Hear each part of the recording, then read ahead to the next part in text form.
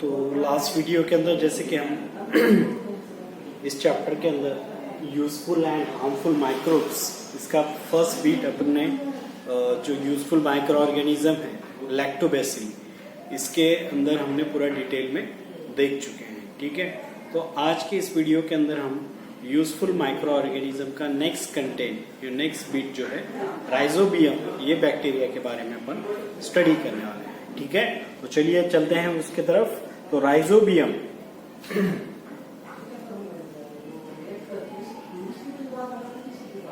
ये राइजोबियम जो है, अब देखो ये राइजोबियम जो है इसके अंदर पेज नंबर 89 पे दिया हुआ है इसके बारे में डिटेल में, राइजोबियम के बारे में।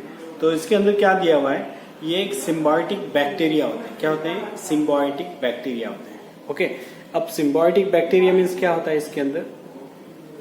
सिम्बायोटिक बैक्टीरिया मीन्स क्या होता है? जैसे कि अब यहाँ पे एक ट्राइडिस्पल की एक्टिविटी दी हुई है जिसके अंदर फेनिग्रिक ले लिए, फेनिग्रिक, मेथी की भाजी और उसके जो रूट्स होते हैं नीचे के नूडल्स, रूट नूडल्स, जैसे कि ये उसके रूट्स होते हैं और ऊपर साइड में जो भी मेथी की भाजी जैसे, ठीक है, और यहाँ पे उनके ये होते हैं नीचे साइड से के बारीक बारीक रूट्स होते हैं, रूट्स, ठीक है, और फेनिग्रिक के। और ये जो रूट्स है इसको कट करके, इसके रूट्स को क्या करने का, कट करने का, और कट करके फिर इसको क्या करने का है, एक एक्टिविटी बताए हुए। देखो यहाँ पे बताया हुआ, take a plantlet of fenugreek, groundnuts or any other bean and sterilize it with a 3 to 5% solution of hydrogen peroxide। इसके साथ क्या करने का, हाइड्रोजन पेरिऑक्साइड के साथ, हाइड्रोजन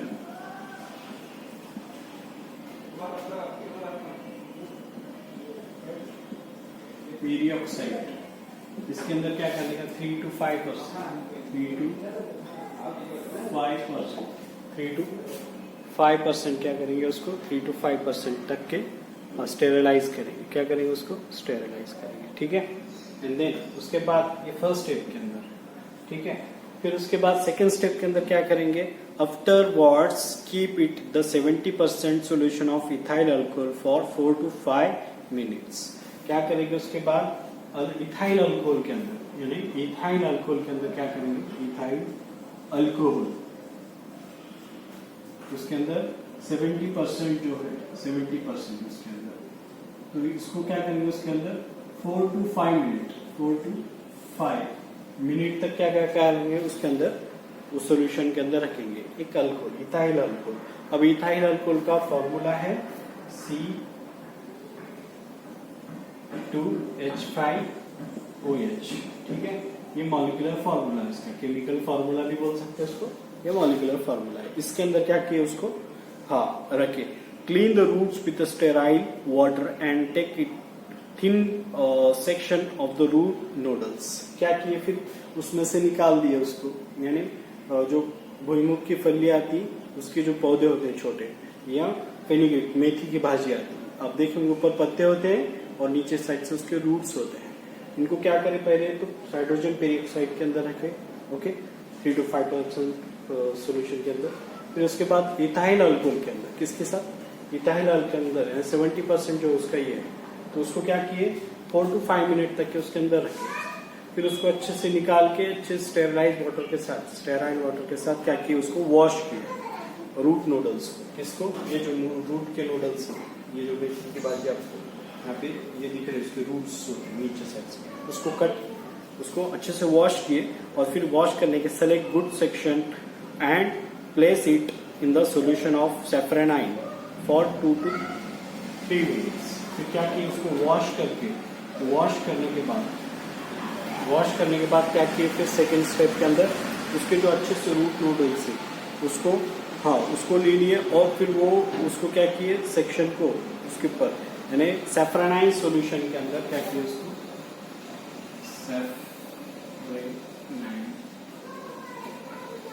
सैफ्रेनाइन सॉल्यूशन के अंदर, किसके अंदर, सैफ्रेनाइन सॉल्यूशन के अंदर क्या किए, उसको 2 से 3 मिनट तक के फिर से रखे, 2 से 3 मिनट तक, 2 to 3 मिनट, ओके, मिनट तक के रखे उसको, और फिर वहां से निकाल के फिर उस सेक्शन को क्या किए, कट किए। Place the stand section on a glass slide cover it with a cover slip and observe it under the compound microscope. The pinkish rod-shaped microorganism are the rhizobium bacteria. यानी ये rhizobium bacteria कहाँ पे मिलते हैं, कहाँ पे पाए जाते हैं, उसके बारे में ये पूरा एक्सपेरिमेंटली बताया था। फिर इसको निकालने के बाद वो जो उसके रूट नोडल्स है उसको कट किए और एक स्लाइड लिए। क्या लिए? एक स्लाइड, कांच की ऐसी स्लाइड आती है, ठीक है, उसके ऊपर वो रूट नोडल डाल दिए और ऊपर साइड से क्या किया, और एक कांच का एक छोटा सा कवर स्लिप मिलता है उसको लगा दिया। क्या लगा दिया? उसके ऊपर लगा दिए। और आप उसको देखेंगे माइक्रोस्कोप के अंदर, तो माइक्रोस्कोप के अंदर आपको यहाँ पे पेज नंबर 89 पे जो डायग्राम दिए हुए 8.2 के जो डायग्राम है ऊपर साइड के, तो वैसा स्ट्रक्चर आपको इसका मिलेगा। तो वो जो स्ट्रक्चर रहेगा तो उसको बोलेंगे राइजोबियम। क्या बोलेंगे उसको? राइजोबियम। ओके, अब ये एक्चुअल में क्या करता है वहां पे? ये एक टाइप का बैक्टीरिया है, ठीक है। अब ये क्या करता है? तो ये यूजफुल बैक्टीरिया है, नॉट अ हार्मफुल बैक्टीरिया, ठीक है। तो देखो, note that we had to search for the root nodules of the leguminous plants to obtain the bacteria. Are the rhizobium bacilli useful to these plants or harmful? तो देखो, ये तो है हमारे लिए, यानी इसके लिए क्या है, रूट के लिए ये यूजफुल बैक्टीरिया है। क्या है? Useful bacteria. अब यहाँ पे role and importance of the rhizobium नीचे साइड में बताया हुआ है। देखो, rhizobia living the root nodules supply the nitrate, nitrites and ammonia acid to that plant and in exchange get energy in the form of carbohydrate from it. देखो, rhizobium क्या है? Rhizobium ये तो प्रोसेस एक्टिविटी के अंदर बता दिया है मैंने आपको, तो आप इसको नोट भी करके ले सकते हैं, ठीक है। उसके बाद मैं आगे आपको बताता हूँ इसका इंपॉर्टेंस क्या है, इसके अंदर क्या है, इसका एक इंपॉर्टेंट है, उसके बारे में मैं आपको यहाँ पे बताऊंगा, ठीक है। मैं इसको क्लियर कर देता हूँ यहाँ पे।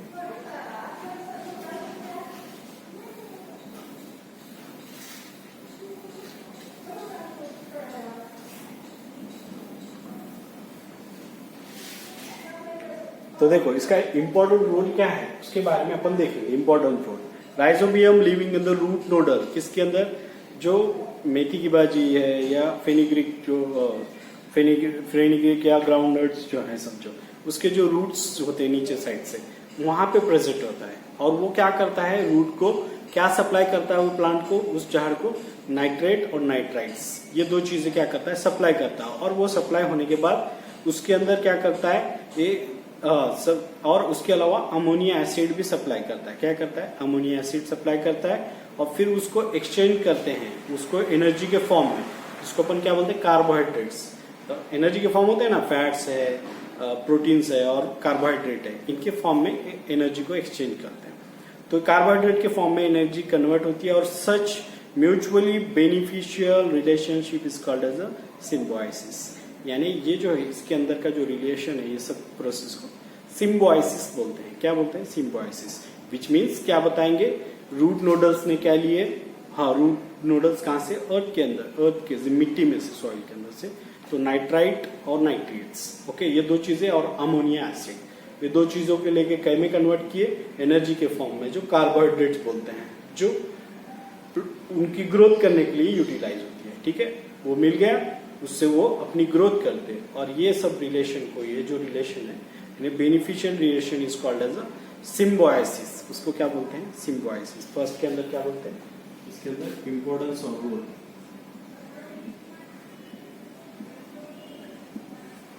सिम्बायोसिस।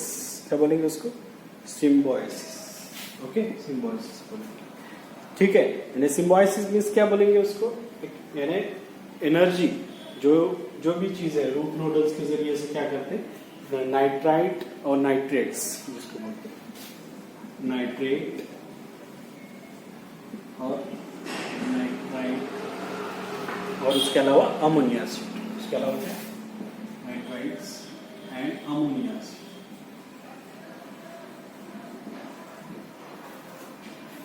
अमोनिया या अमीनो एसिड भी बोलते हैं। क्या बोलते हैं? अमीनो एसिड, ठीक है, अमीनो एसिड, ठीक है। ये रूट नोडल क्या करते हैं? उसको एब्सॉर्ब करते हैं और एनर्जी के फॉर्म में कन्वर्ट करते हैं। और ये इसको क्या करते हैं? कन्वर्ट करते हैं, किसके? कार्बोहाइड्रेट के अंदर। कौन सा एनर्जी का फॉर्म, जिसको अपन क्या बोलते हैं, carbohydrate. exchange energy form which is that is carbohydrates,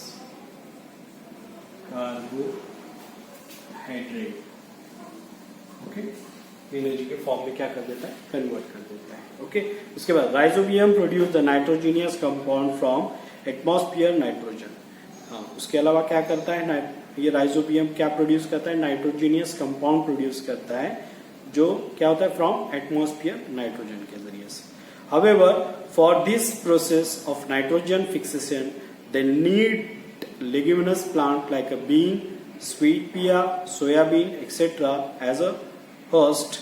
Bean and pulses are rich in the proteins due to the nitrogenous compound made available by rhizobium. तो देखो ये जो बीन्स हैं या स्वीट पोटैटो हैं या पिया है, सोयाबीन है, ओके, ये रिच इन प्रोटीन यानी पूरे प्रोटीन से भरपूर होते हैं। सोयाबीन बोलो या स्वीट पोटैटो बोलो या उसके अलावा बीन्स हैं, समझो जितने भी, तो ये क्या होते हैं, रिच इन, हाँ क्या होते हैं, पूरे प्रोटीन से भरे हुए होते हैं, इसलिए ये खाने के लिए भी डाइट के अंदर अच्छा होता है। ओके, तो ये क्यों होता है इसके अंदर, ये कहाँ से आता है, because of rhizobium. Because of rhizobium के जो प्रोसेस होती है उसके जरिए से नाइट्रोजीनियस कंपाउंड क्या होता है, अवेलेबल होता है। ओके, तो ये पूरा राइजोबियम के बारे में इतनी चीजें हैं, समझो। ठीक है, ये हो गया राइजोबियम यूजफुल। ठीक है, राइजोबियम यूजफुल के बारे में। अब उसके बाद है नेक्स्ट पेज नंबर 90 पे दे, after the harvesting of leguminous crop the leftover roots and overplant parts are deliberately dumped in the farm soil to maintain its bacterial population. The use of rhizobium has helped to reduce the use of chemical fertilizer and thereby their adverse effects. It has also helped to reduce the expense and fertilizer and thus work to the benefit of farmers.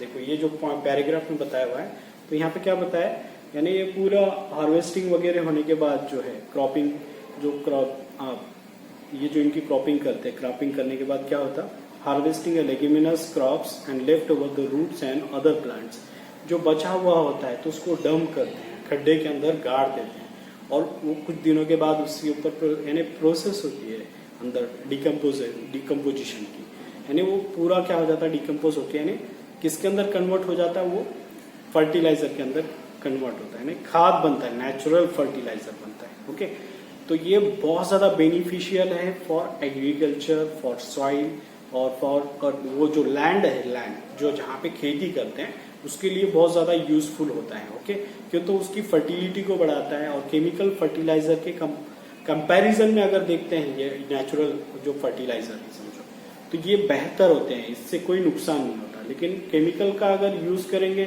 तो एक तो cropping के लिए भी मे भी हो सकता है फायदा होगा थोड़ा बहुत, लेकिन नुकसान होता। उसके अलावा और सॉइल के लिए, जो सॉइल के अंदर जो फर्टिलिटी रहती है, जो कसदार रहती है, यानी अच्छे से क्रॉप बढ़ाने की जो पावर होती है वो कम हो जाती है, यानी अनफर्टाइल कर देता सॉइल को केमिकल फर्टिलाइजर। तो इसीलिए ये इनकी ग्रोथ होती है, ये इनकी वजह से डंप करने की वजह से ये पूरा क्रॉपिंग, जितना भी क्रॉप जो बेस्ट मटेरियल होता है एग्रीकल्चर का, उसको अगर हम डंप करेंगे खड्डे में गाड़ के, तो वो कुछ दिनों के बाद क्या होता है, वो नेचुरल फर्टिलाइजर बोल के हम उसको एज अ नेचुरल फर्टिलाइजर बोल के यूज कर सकते हैं वो जगह। Okay, that's it. Okay, then अब उसके बाद देखो next point,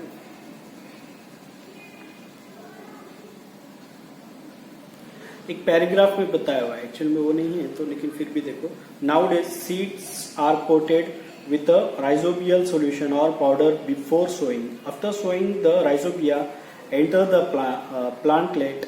This is called as a rhizobial inoculation. This experiment has helped in the supply of nitrogen to cereal and other crops beside the leguminous crops. देखो बहुत सारी चीजें ऐसे हैं जिसके अंदर एग्रीकल्चर जब करते हैं, खेती जो फार्मर्स खेती करते हैं, तो वो मार्केट से क्या होते हैं, सीड लेके आते हैं, क्रॉप, तो उसको बोते हैं, फिर उससे खेती होती है। लेकिन हाँ कुछ, अब जैसे कि अनाज तो सीरियल्स है, समझो जो भी है क्रॉप जिसकी खेती करते हैं वो उगते हैं, बड़े होते हैं, हालांकि वो भी अपन यूज करके अपन उसकी वो भी सीड यूज करके अपन लगा सकते हैं, लेकिन उसका प्रोडक्शन उतना नहीं रहता जो हम मार्केट से सीड लेके आते हैं। मार्केट से जो सीड लाके फिर उसको बोते हैं, फिर उससे जो खेती होती है और बहुत ज्यादा प्रोडक्शन होता है। क्यों होता है, इसका रीजन क्या है?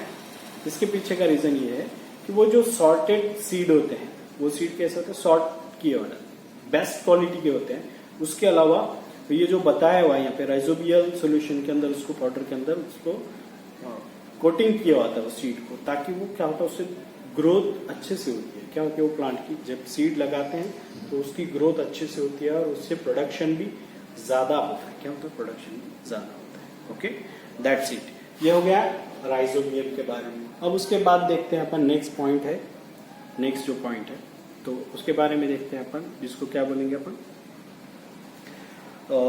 ईस्ट। क्या बोलेंगे अपन उसको, ईस्ट। ईस्ट के बारे में अपन देखते हैं। ओके, अब ईस्ट के बारे में क्या है उसके बारे में अपन थोड़ा सा देखेंगे एक, ठीक है। तो अभी देखते हैं अपन नेक्स्ट पॉइंट जिसको बोलेंगे ईस्ट। क्या बोलेंगे, ईस्ट। ये यूजफुल माइक्रो ऑर्गेनिज्म के अंदर है ईस्ट, ठीक है।